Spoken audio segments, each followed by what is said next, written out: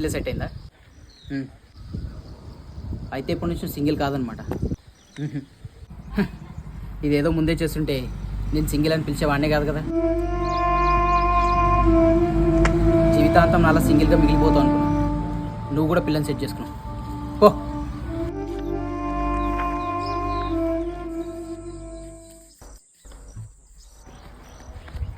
Photo అమ్మాయి బాగుందా మావా?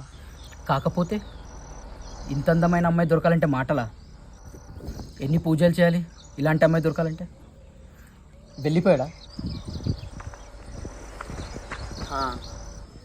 కాస్త ప్రేమగా మాట్లాడుండొచ్చు కదా మావా. ఏం మాట్లాడమంటావు?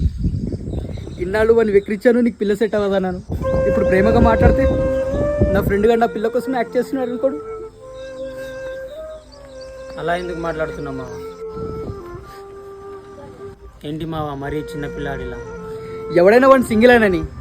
మావా ఏం లేదు మావా, నాకు తెలుసురా. కానీ నువ్వు ఇంకా బాధపడే అవసరం లేదురా. ఎందుకంటే నువ్వు కూడా ఇప్పుడు ఫ్రెండ్స్ని సెట్ చేసుకోవచ్చు. ఎలా?